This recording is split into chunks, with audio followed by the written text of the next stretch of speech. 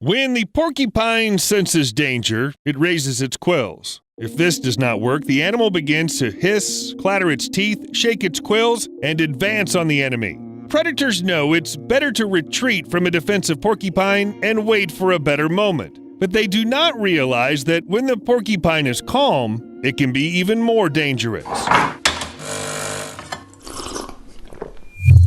Have you heard of Aristotle? This ancient Greek philosopher knew a lot of different subjects, including zoology, and claimed it was dangerous to approach porcupines. Allegedly, these animals could shoot their deadly needle-like darts over great distances. I don't know if any of contemporaries listened to Aristotle, but hey, there must have been a reason they call him the father of zoology, the father of biology, the father of the scientific method. In short, Aristotle was quite a prolific father. The man with so many titles should know a thing or two about porcupines. But the real life turned out to be slightly different from what the famous philosopher imagined. Well, it's simply impossible to know everything, especially when you live in the 4th century BC. In general, Aristotle was right. Porcupines really know how to shoot their quills, they just do it randomly and don't try to aim at enemies. How do you even aim sideways? Or with your back?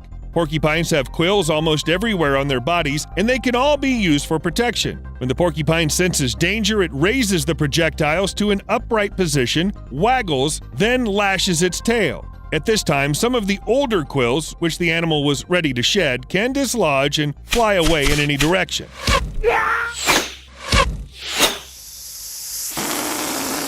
Whether the quills stick into the enemy or not is a matter of chance, but since the ancient Greeks already noticed this could happen, one might wonder why predators keep hunting porcupines, if it's really that dangerous. And I'm not talking about humans, we love to take risks. You know, skydiving, eating at questionable roadside cafes. But what about lions? Well, it looks like lions just love food. It's hard to blame them for this. In the wilderness, food means survival. And when there's a lack of usual prey, for example during a drought, lions have to look for other options. Sometimes they start hunting humans, and sometimes they attack porcupines. Studies have shown that in areas with little rainfall, porcupines make up on average 28% of the diet of big cats, while in wetter areas they usually make up less than 4% of their menu. In general, this is definitely not a favorite food of lions. The danger's too big. Nobody wants to pull the quills out of the face and risk their health if they can eat some antelope. However, try explaining this to young lions. They can easily attack a porcupine even when there's other prey. Well, why is he walking around here like that? Don't go in there, Steve. You remember what your dad said? Come on, relax. It's gonna be fine.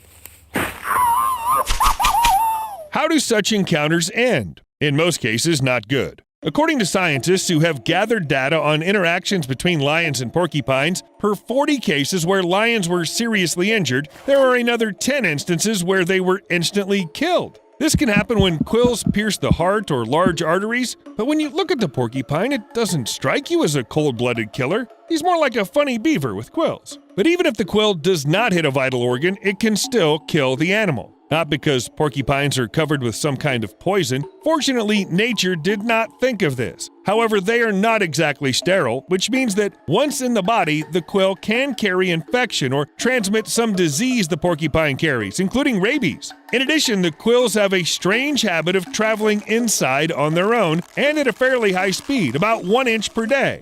I'm not saying, of course, that a quill that gets into a hind leg can come out through the ear, but it's quite capable of getting so deep it becomes impossible to remove it. Hold on. When I come across such a dangerous animal, I always wonder why the quills don't harm the porcupine. They are long, tough, keep falling out, which means they can easily stick back into their owner. Moreover, porcupines fall from trees quite often. So why didn't they go extinct due to accidental self-injuries? It may seem incredible, but for the porcupine, the quills have antibiotic properties. They appear to be coated in free fatty acids, which have this effect. So even if a porcupine is injured, it'll easily avoid infection. In fact, this animal carries an entire first aid kit on its back, and the necessary medications are self-injected. Convenient. But back to the lions. Imagine the quill ended up in its body. Is it possible to get it out? If we were talking about a dog, the owner would simply take it to the vet, who has a sedative, special tools, and comforting treats. But what should a wild animal do? Only hope that some of his kin will help. If this is not a lone lion, then someone from the pride will rid him of the quills, though this procedure is hardly pleasant. Just don't pull right away, okay? On the count of 3, okay? As you wish. 3! Ow! When the quills are removed, it's time to tend to the wounds. Unless you're a human, or porcupine, you have no access to a first aid kit, so you have to handle this on your own. Lick the damaged area. This is a reflexive impulse, and you probably caught yourself doing it too, but it's not just the instincts nature gave us. Saliva really helps. It contains a protein and a complex of phospholipids which accelerate blood clotting, and at the same time attack bacteria and ensure protection against infection. Well, there is always a risk of transmitting bacteria from the mouth into the wound, but what can you do? Does this mean saliva can be used for medical purposes? Well, I wouldn't recommend it. It's one thing to quickly lick a scratch on your finger, and quite another to use saliva as a substitute for medication. However, in ancient Greece, people were more careless and even used dogs for healing rituals. Asclepius, the god of medicine, was frequently depicted with a dog, and so these animals often lived at the Asclepians, healing temples. But they didn't just stick around chasing sticks. The dogs took part in the rituals and in the healing process. They licked the wounds of the patients. I'm being serious. Okay, lick your right hand 3 times a day for a week. Then come again. Can I have another, doctor? Was this treatment helpful? Maybe. But in any case, if you allow your pet to lick the damaged areas of your skin, the likelihood of catching some kind of infection from the dog is much higher than if you do not allow doing this, even if it is a dog from the sanctuary of Asclepius, even if it has a doctor's degree. So you probably already realized it's better not to disturb porcupines, let alone mess with them. However, there is a time when even the calmest and happiest porcupine can be deadly. This is the period of active shedding. It usually happens at the end of May. Imagine the quills are already quite loose, and when the animal prepares to get rid of the winter undercoat, it looks like an explosive shell. The good news is that porcupines are slow and do not often make sudden moves. The bad news is they can easily shake during the shedding period, and we already know what'll happen next. Again?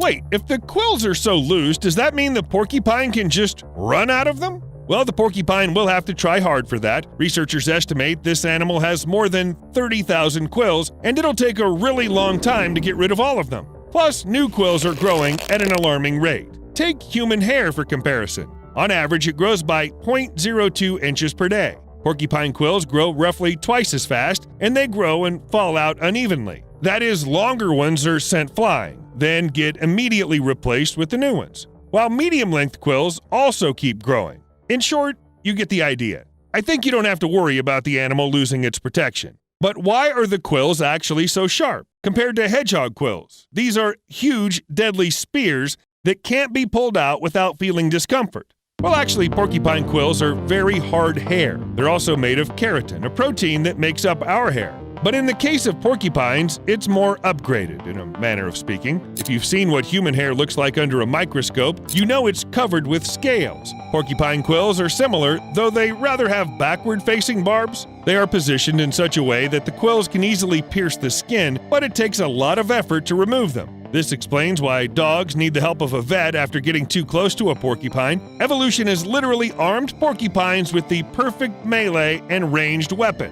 What if there were not the goblins who killed the dwarves of Moria? Porcupines. Actually, there is some truth in this. While people still used arrows as weapons, they learned how to make 2 types of arrowheads. The first ones are smoother, so that they can pierce the armor without losing momentum along the way, and the second ones had prongs. You see them every day because this is what the mouse cursor looks like. But few people wonder what was the purpose of these protrusions. They work the same way as the barbs of the porcupine quills, making it impossible to pull the arrow out of the wounded. Well, over time, people have learned to cope even with such problems. But this is a story for another time. See you later.